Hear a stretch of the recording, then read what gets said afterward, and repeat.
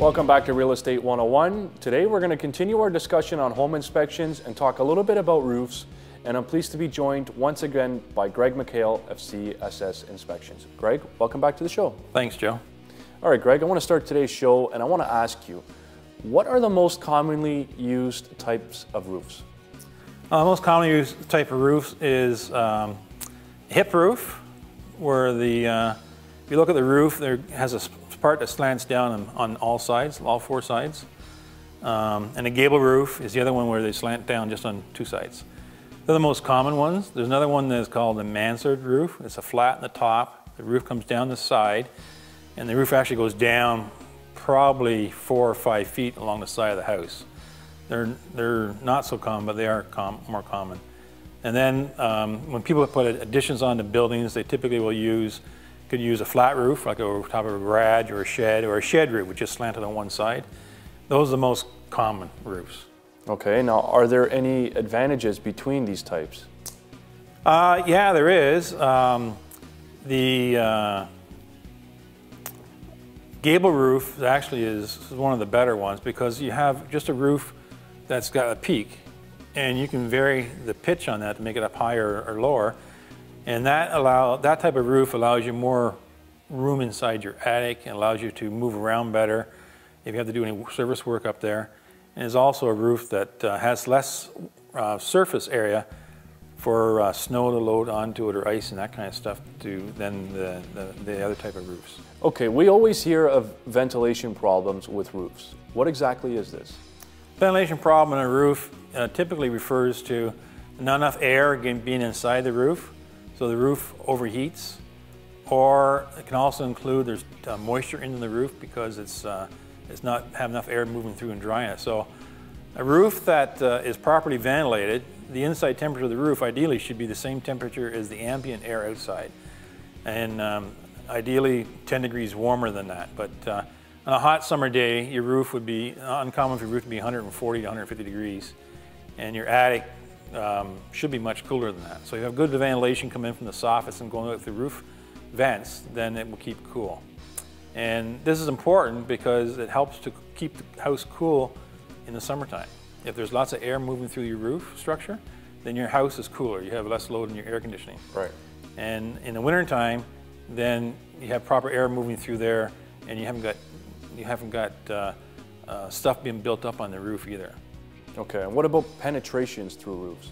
All penetrations through the roof, like vents, all plumbing pipes, any kind of exhaust vent, roof vents, chimneys, all those kind of things, they have to be sealed properly all the way around them. So the shingles should be overlapping the material that the penetration is being used on, and they should be using roofing cement or roofing tar around any edges that are exposed. Any nails that are exposed should be treated with roofing compound, because the nails, even though they're galvanized nails, they'll rust, and when you have rusting nails, you'll end up having the water leaking down through there. All right, so for viewers and listeners of our show, why don't you explain what is a soffit? The soffit, the roof comes down the side of the wall, and where the wall comes up to the roof, there's an overhang. That overhang is the soffit. So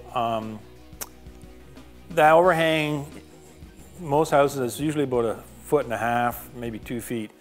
So that overhang protects the windows in the house from elements, from water dripping down, from stuff dripping down. It also provides shading. So some houses are designed on the southern side to have an overhang that's quite wide. In the southern United States, it could be 5 or 6 feet. And that gives you shading in the summertime, so it keeps the heat out of the windows. So it can be used for that as well, to change how the heat and that comes through the house. It does make a difference on your energy calculations for your house, how big that overhang is in the soffit. Okay. Why do some houses have eaves troughs and others don't?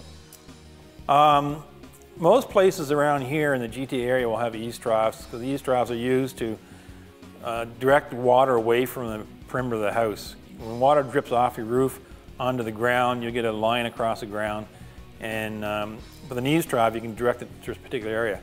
If you go up further north, or places that have a lot of snow, then they typically don't have eaves, because the snow will run off the roof and it's going to take the eaves trough with it and rip it right off the wall, right off the house. So where you have heavy snow loads, you typically don't have eaves, but you'll have also, typically you'll have a higher pitch on the roof and be a little steeper to let all the snow run off. Okay, so another big part of roofs are the shingles. What are the most commonly used shingles on roofs?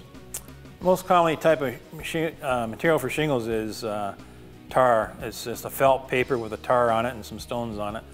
And they come in various quality from 20-year to 40-year type shingles.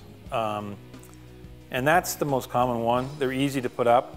Going up from that, you have metal roofs, and they can made look like shingles. You have tile roofs that look like shingles. And there's other types of composite materials that can look like shingles as well. Okay, and how is a shingle roof done?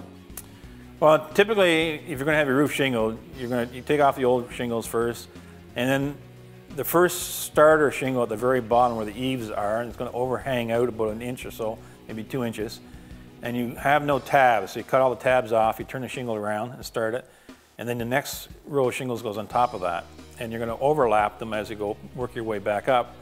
But all the nails need to be put in where the cutout in the tab is. So just above where the U is on that tab, about ½ an inch up from that, you throw your nail into there, and then that's covered up by the next shingle.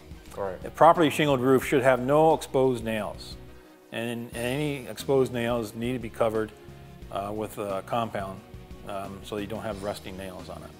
And then at the very top, you take your shingle and you cut it, and you create little caps. So out of the end pieces, you just turn them over and cap over top of the peak. All right.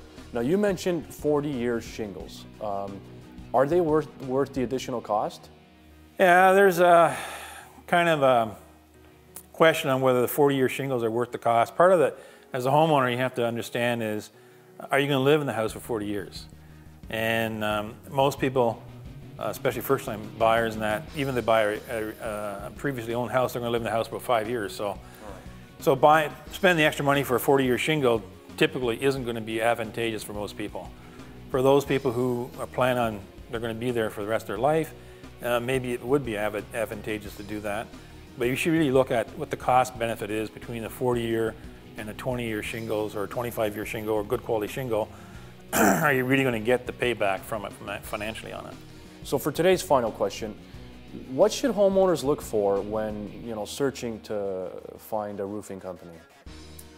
The roofing company, for doing your shingles, it's a difficult area. So homeowners should be talking to friends if they've already got a job done and get recommendations for friends. Take a look at your neighborhood. If there's jobs being done already, watch what the work they're doing and the quality of the work they're doing and get quotes. You should be able to get a quote from at least three companies and get written quotes on a piece of paper, and which clearly identifies the material they're going to use and what they're going to do within the scope of work. Are they going to take all the stuff away? Are they going to do all the flashing included into that? Are they going to do eaves as part of that? And does the company have the skills to be able to do those types of work? So sometimes roofing companies say they'll do all the flashing, but they really don't have the skills to do it. But they want to get the job. So you need to kind of challenge them on that. And ask for references from them and then contact them. It's really important to contact them. And then the last thing to do is to search the internet on the company name, the telephone numbers they give you. Any invoice or any quote that doesn't have a company's address on it and telephone number, I would be suspicious of that. Because you want to be able to track down, just have some servicing problems later, you want to be able to track down and talk to the people who did the work, and how are you going to find them? Absolutely. If all their telephone number is a cell phone number, that doesn't do you any good. Yeah. You want to know an address, a real address. And if they have on there, they should have a HST number on the invoice as well that identifies that they are registered with the government. All right, Greg, thanks very much for coming on today's show. You brought a lot of good information. Thanks, Joe, and thanks for having me. If anybody has any more questions or needs the help of a top home inspector, they can get in contact with Greg McHale at CSS Inspections. I'm your host, Joe Terceira. Thanks for watching, and we'll see you next time.